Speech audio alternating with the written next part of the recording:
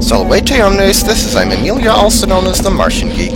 We're still in World 2 of New Super Mario Bros. In the last episode, we had pointless secret exits, time trial towers, slightly annoying block creatures, and me completely sucking at dodging a whole bunch of piranha plants on moving platforms in the sky. We could go directly to the castle, but we have one more level to take care of first. And this is World 2A. You can tell that it's another one involving water. Yes, there's it's inexplicably a beach level, sort of. It's a beach level with a desert background. No, I don't know how that makes sense either, but, well, it's a Mario game, so whatever. We also have this guy, or I think it's a guy. Wow, great start. Thanks for giving me another mushroom game. I dare say I didn't deserve it. Really? Let's die because of the stupid Koopas. Yeah, this fish is sort of a Porcupuffer equivalent, or the Porcupuffer equivalent of, whoa, New Super Mario Bros. We also have the return of these little spirally jumpy platforms. That was amazingly coherent English. So you will be spending a good bit of time in the air in this one, but if you're not, watch out for the fish, because he does like to jump up and... well, okay, the fish doesn't eat you, thankfully, and he doesn't even really bite you. He just kind of abuses collision damage on you. Which I'll admit doesn't sound terribly threatening.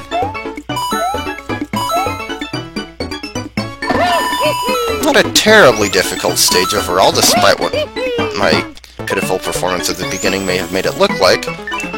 Especially since most of the time you don't even need to worry about the fish, because you're spinning around in the air like a crazy flying ballerina. But there's the last star coin. And that's the one problem with the fish, is he can catch you when you completely can't see him. Get out of the water, Mario. Okay. Some careful maneuvering, and let's get the star coin. I actually could have sworn I missed a star.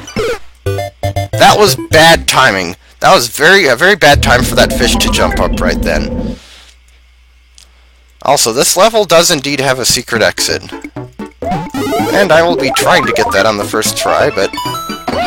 we'll just see. Did I miss the second star coin? I actually can't remember if I did or not.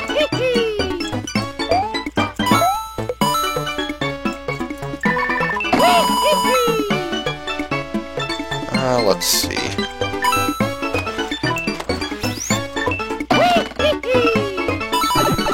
No, crap. Well, I didn't lose my spinny, so...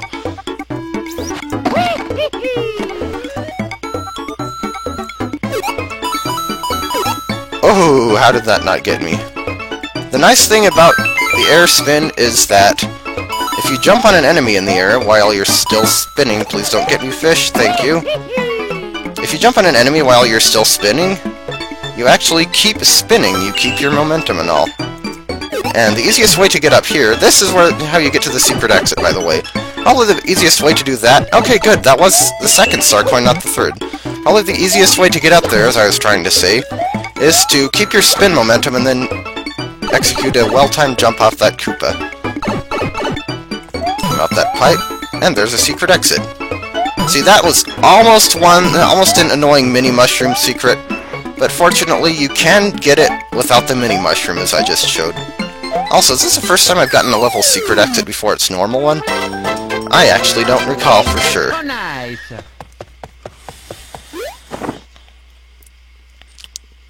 Thing is, though, the secret exit gives us another warp cannon, and I'm not going to bother showing this one off, because you know what it looks like.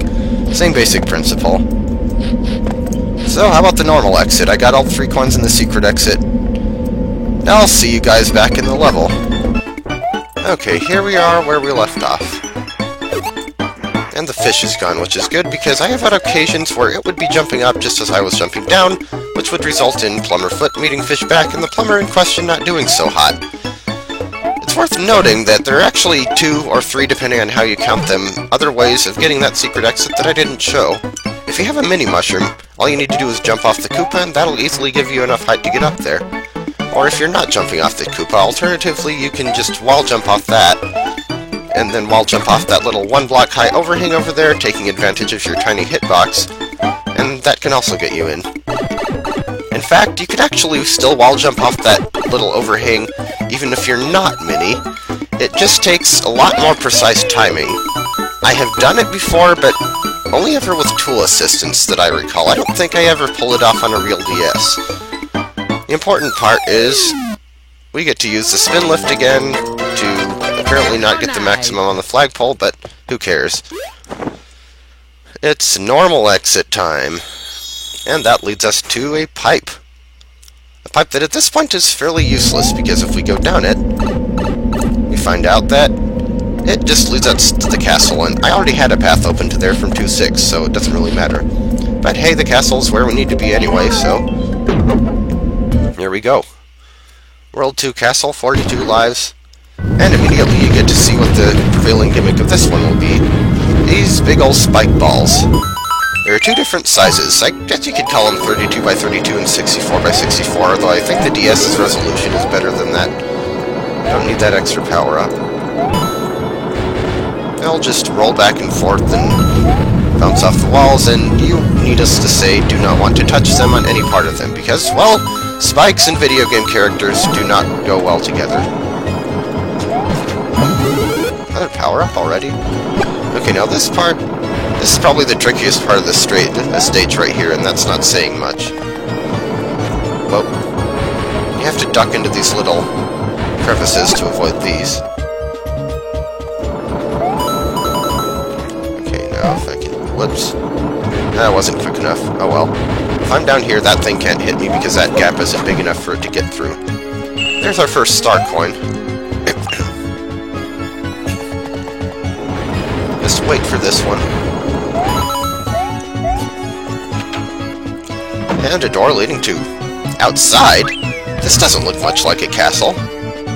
First appearance in this game of Bullet Bills. What exactly they have to do with the desert or the castle, I'm not really sure. But there's star coin number 2 in any case. Just duck under this one. And that platform really looks like you should be able to go through it from the bottom, but you can't. So how do we progress from here? Well, you can probably guess. It's more of the, I guess you'd call it swelling land, except this time it goes down instead of up. And it makes those spike balls go back and forth. This game really does have a pretty good physics engine for its enemies and stuff. That ball's too big to jump over. And this contains a mini mushroom, and we actually have to take this one. It'll give you little places to hide from these, but more importantly, it will let us get down here and get this third star coin. Fortunately, they give you a regular mushroom right afterward. I still would have rather had the firepower, because that gives you, 3 hits. This will open up the pathway to the boss door. Easy enough to get in. That one's timed, of course. Okay, time for the boss. Hello there, Bowser Jr. Oh, but no, he's too much of a coward to face us, and instead we get Mummy Pokey! And it's arguably easier to defeat than a standard Pokey, because regular Pokeys cannot be jumped on, and that sucked!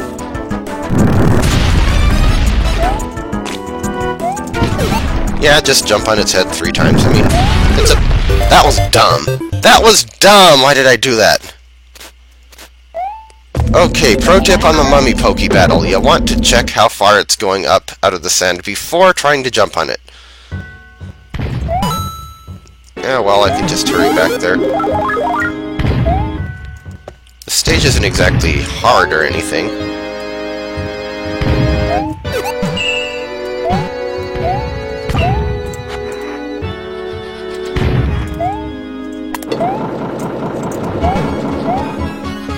Okay, yeah. And see, I even got my fire flower back. Actually, wait, I need to use this anyway.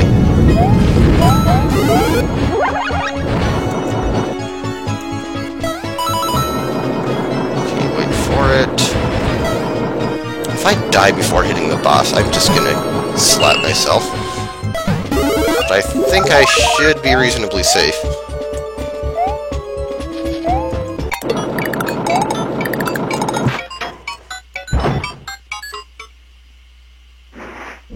Okay, Mummy Pokey, take 2. Now, with added carefulness. What are those things, anyway? Ghost fireballs or something? Okay, 3 tiles, I can jump on it. 5. No. I think you actually probably could still jump on it when it's at its full height, if you wall jump. Oh yeah, and when it's only 2 sections out, it'll just duck back down like that. Oh. Ah, I could have done an epic last hit by wall jumping it.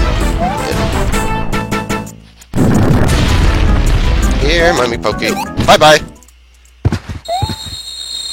You were an easy boss, I just made you harder than it needed to be. So nice.